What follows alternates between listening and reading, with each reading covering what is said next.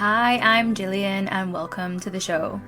I offer spiritual growth for the rebel soul, guiding you through the labyrinth of your own ascension path.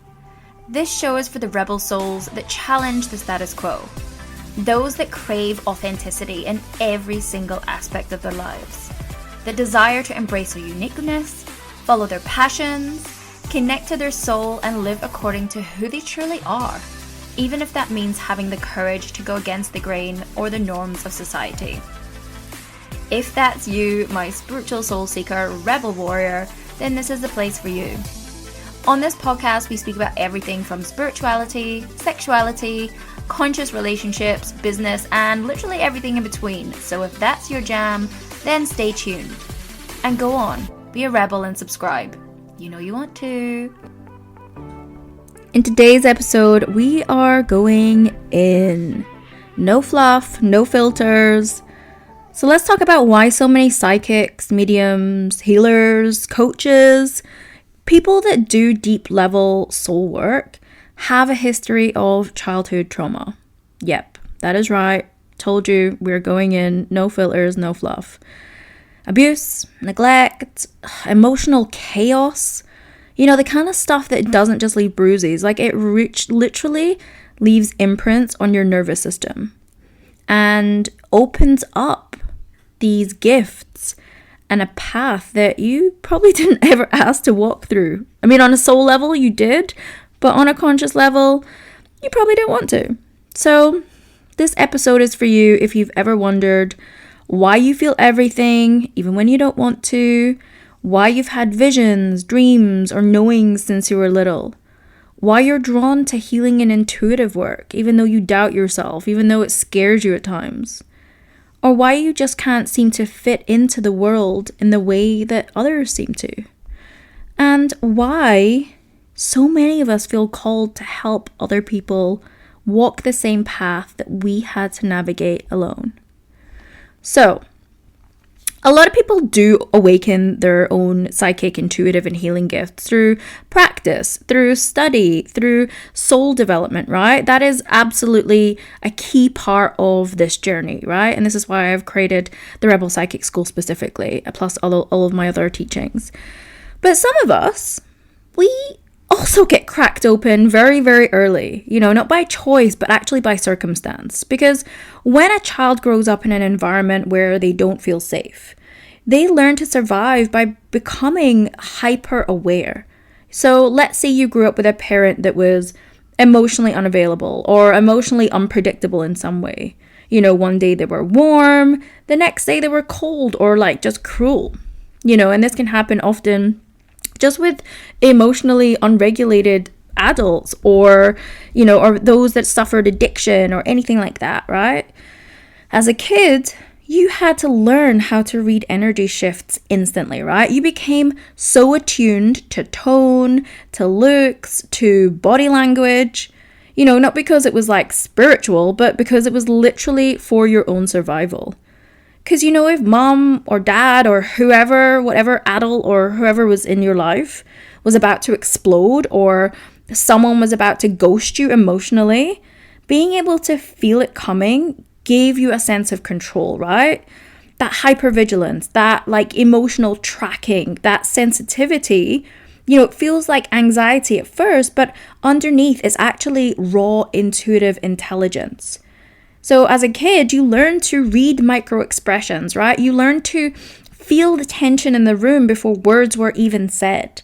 You learn to adjust your own energy to keep the peace, and you learn to scan the room for like safety clues, like consistently. And then guess what that is? That is clairsentience. That is your psychic sense of feeling, which is the foundation of a lot of psychic work, right? That empathic intelligence, that energetic boundary work. You know, you weren't just surviving, you were actually in training. But we obviously didn't know that at the time. You know, and it's not just emotional, right? Like kids in trauma can dissociate, right? They literally leave their bodies. And when you're out of your body, you start seeing things that other people don't. You connect with guides, with spirits, with ancestors. Like, you can actually start channeling without you even realizing it. It's like trauma almost opens this side door to the spirit world. So some of your gifts maybe even started in this level of dissociation. Because again, when you're going through these levels of trauma or neglect, you don't feel safe in your body and you completely disassociate, right? Let's say you were physically or emotionally or even sexually abused, right? Your mind would float away while your body stayed behind because it wasn't safe to be in your body, right? It didn't feel good to be in your body. And you felt like you were watching yourself from above. That wasn't just trauma. It was like almost because of that trauma, it was like an accidental activation of astral travel, of remote viewing, of mediumship, of you accessing altered states of consciousness. This is what was happening, or maybe you had things like sleep paralysis as a kid, right? Maybe you saw beings in your room. Maybe you got prophetic dreams. Some of you were like imagining things that actually turned out to be real. That imaginary friend, spirit guide, that dream that you had about your grand passing, then it happened 2 weeks later, that gut feeling that someone wasn't safe, it was dead on. Even when no one believed you, it was. Now let's talk about how trauma and intuition can actually run on the same frequency, right? Like they do run on the same frequency at times, but they have very, very different motives. And what I mean by that is, if you've been through trauma, it can be really hard to trust your intuition. And it can be really easy to get confused and wonder if it's your ego and your fear or your intuition. That hit of danger that you feel when you walk into a room. Sure, sometimes that is totally your psychic radar and you shouldn't be there and it's not a good vibe. And other times it's actually your trauma saying people equal threat, right? So stay small. You might get a message not to trust someone. But is that spirit? Or is that just your inner child just bracing itself for rejection? This is such a common thing with so many of the people that I work with. So many of my clients are just like, I don't know if it's my ego or my intuition. I hear it all the time, Like a client of mine, for example, used to always say like get a tight chest and anxious gut before she went on dates, right? And she thought it meant that it was her intuition saying don't go. And it turned out that she actually wasn't getting an intuitive hit. She was reliving the nervous system loop from her childhood where love equaled danger. And then once she did the healing work, what happened? Her anxiety disappeared. Her true intuitive channel started to come back online. And this is why healing trauma doesn't block your gifts. It can actually refine them. So think about this, right? If you were like the emotional regulator in your house, okay? The one that would sense what everyone needed, the peacemaker, the invisible fixer, maybe you were asked to be a parent to your siblings. That wasn't just people pleasing. You actually were early on actually energy healing. You could walk into a room of arguing adults and immediately calm the energy by just being quiet and present. That is energy alchemy. You picked up on, your mom's sadness even before she said a word. That's your claircognizance, or that's your clairsentience. Your ability to just know something intuitively, or your ability to feel sensations or emotions of the people, places, or things around you. Maybe you were the person that just spaced out in school, but you were just always tuned into something else that actually no one else could see. That's channeling. You were already channeling, and you didn't get certified in all these things as a kid. Of course, how could you? You were just initiated through your trauma. And there's a reason also that you never felt like you belonged, right? There's a reason that you always felt different, even if you couldn't name it. When someone says to me, oh, I get overwhelmed by people's energy, or I've had psychic dreams since I was a kid, or, I don't know what's mine and what's not. I look more at not just their past, but I just look at their soul. Because again, sometimes it wasn't just your childhood trauma, sometimes you inherited these gifts across generations, like it's ancestral, you know, or you were the emotional barometer of the family line. You know, you were born into dysfunction because on a soul level, you knew that your light would disrupt it. You chose a hard incarnation because you're here to break patterns. You know, you weren't just intuitive, but your soul at some level before you incarnated chose to come into your family of origin. You know, at some level, I know this is hard to conceptualize a lot, but it's like sometimes we choose the difficult things that happen to us because we are meant to be the chain breakers. We are meant to be the ones that are in service of healing the world. And it's almost like we have to go through that ourselves before we can truly step into our bigger purpose. You know, you were the seer, you were the channel, you were the healer before you even knew those words, right? And your family didn't know what to do with that, you know, and maybe you were punished for it, right? Maybe you spoke your truth. Maybe you got called dramatic, you know, maybe you felt ignored or rejected. Maybe you got labeled too much. Maybe you got labeled too sensitive. Maybe you asked spiritual questions or said that you saw something, you got side-eyed. You know, like this is such a common thing for so many awakened people that have either gone through trauma or have awakened in their childhood, right? You weren't the problem child, although sometimes it maybe felt like that. You know, that black sheep, I'm sure you felt like that. That lone wolf, I'm sure you felt like that. But you were actually just tuned into a different frequency. You know, you were like awake in a world that wasn't, because you were here to break generational patterns. And again, that is why you were born into this level of trauma or neglect or pain or suffering. And again, I don't want to dismiss that abuse or that neglect, because that was not okay. It was not okay. But again, on some higher level of a soul level, there was probably lessons and initiations and generational karma that you were here to heal too, right? For your family line, for your past lives. You know, there's so many things that, you know, when we start to do this healing work, that we uncover about our path and why these things happen to us, and actually how we have agency that we choose things. You know, and there's for sure a bigger conversation around this, around like, do we choose the bad things that happen to us? Do we choose the trauma that gets inflicted into us? And it's a much bigger conversation than I'm going to go into now. But the short answer is yes, on some level, on a soul level, we can for our highest growth, for lessons, but also we have choice, we have free will. When we come into the human existence, we have complete free will. So sometimes someone may have gone off kilter and chosen to do bad things because they chose to do that in their human existence, or they chose to or they were healing like ancestral or generational karma themselves. Like, I mean, there's so much complexity to it when there's lots of different people involved in these things. There's not one right answer, right? It's a mix of everything. So all of this and the things you've experienced is why now, you know, you're not into crystals and tarot just because it's trendy, right?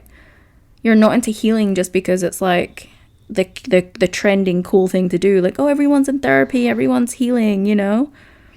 You're obsessed with this work because you've actually lived the thing that you now want to help others to heal, right? I'm going to say that again.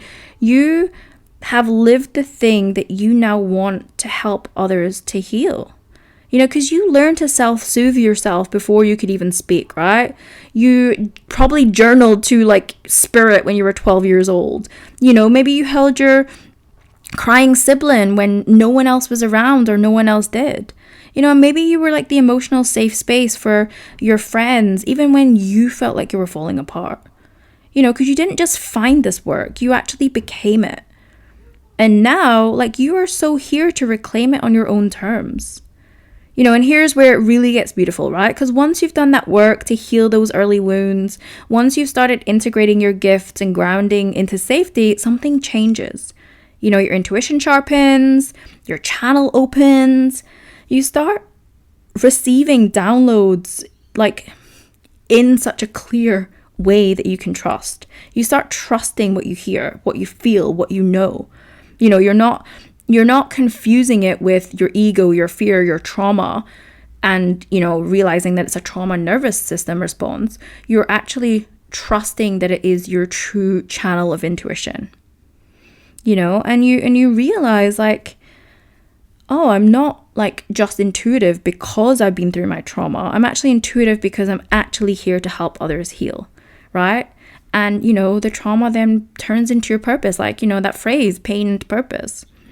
And, that's really often the moment that a lot of people say, I think I'm meant to be a healer. I'm being called to coach other people. I want to help people to really navigate what I've survived. And it's when you realize that you've been channeling all along, that you've been healing others your whole life, and your sensitivity, it was never a curse. It was actually your calling. And you don't need any kind of certificates to know that you're a healer. Like, you are the medicine that you never received. And of course, having that support, having that trust, having someone to help support and guide you into the places that you need to heal and to activate your gifts and to see you clearly, absolutely is so supportive. But, when we do this work, or when we step into this work, we do realize, like I said, some of us chose those difficult beginnings. And again, I don't say that lightly, because I'm not bypassing the pain or justifying the abuse. But again, from a soul perspective, some of us came to break those patterns, to wake up early, to bring the light where there's been nothing but silence for generations. And that's why we're drawn to healing, to coaching, to energy work. Not just because it's like cool or trending, but because we had to heal ourselves first. We had to figure out how to live with our sensitivity, the downloads, the energy rushes, the emotional dysregulation, the things that you're experiencing that no one else around you seemed to be. We had to turn that chaos, that level of chaos, into something a little bit more coherent, right? And we became the thing that we never had. And this is how so many professional psychics, mediums, coaches, energy workers are born. It's not through textbooks, but through initiation of life. Because trust me, you do not wake up. You do not go to your guidance counselor at school or after uni and be like, this is what I want to do. No, you walk through that fire, and it's a passion to do this work, because it's not for the faint-hearted. It's not easy. You have to go into your own depths to be able to hold others at their own depths, And even if you do walk into this path on a professional level, I also want to talk about something that I see with a lot of my professional clients that are already doing this work, right? The psychic hangover is a real thing for people that are already doing this work, right? You go into a social situation, you leave drained, right? You work with clients and then you feel, something's attached to you for days after. You just feel responsible for how everyone feels around you. That's not burnout. That's just untrained psychic sensitivity. So, if you're a healer or an intuitive who's just exhausted all the time, it doesn't mean that you're not meant for this. It just means that you haven't been taught how to work with your system. Think of it like this, right? Your nervous system is your channel. Your trauma are your filters, and your healing just determines the clarity of your gifts, And this is why when we step into this work, we have to continue to heal and expand and hold more. And sometimes that means what we're used to in terms of the tools that we've worked with to protect our energy, clear our energy, needs upgrading, and needs bespoking as we upgrade. Because if you're asking for more clients, more, to step into this work, to be seen more, etc. It's always like, it's like another level, another devil, right? It's like we have to continue to peel back the layers and upgrade what we are doing on an energetic level whenever we are asking for more. Which again is just such a huge part of the work that I do with all of my lightworker clients who are really ready to go to that next level in their life and in their soul work, And again, just remember, if you're feeling called to this work, or if you're in this work already, it didn't just call you, right? You answered the call. But you answered the call through crawling through the fire of your own healing. Like, you were initiated by life. And again, that's why it is so important to train your gifts with intention. It's so important to do the healing work, to find the right tools that are bespoke for you, and to align you to your own authentic path. Because again, there's no one that is meant to be like you. You know, as a healer, as a psychic, as a medium, as a coach, as a therapist, whatever it is, you're here to carve your own unique path, because there's no one that has had the experiences that you've had, the gifts, the talents, the skills, the pain, the trauma, the journey that you've been on and you've cultivated across lifetimes. No one else has that blueprint but you. And this is where my work comes in, because it's really about helping you to understand and find that for yourself. You know, so if this episode lit something up in you, please do share it. You know, share it to a spiritual friend, that natural healer, the coach, you know, whoever it is, the person that knows that they're meant for more, but maybe keeps second guessing their path. You know, and if you're ready to stop drowning in like that sensitivity that you have and actually build skill around your own path, your own purpose, and your own psychic and healing gifts, then there's so many ways that we can work together. You know, I'll have all of the details below in the show notes. If you have any questions, just DM me on Instagram at the Gillian King Connection. But you can work with me in my spiritual coaching program, The Path, which is a high touch, truly transformational path, as it says on the tin. I've got my range of one-on-one sessions, I've got my workshops, and then my group psychic development program, the Rebel Psychic School, which opens again in August or September for enrollment. You know, it's not just, I'm not here to just tell you to raise your vibration. Like, I am here to teach you how to tell the difference between your trauma and intuition, how to open your channel without getting overwhelmed, how to feel safe in your gifts so you can start to use them without burning out, how to scale your unique soul-led business or step onto your path in your soul work. Because you weren't just meant to survive your sensitivity, you were meant to lead with it. So until next time, my love, I'm sending you so much love. Take care.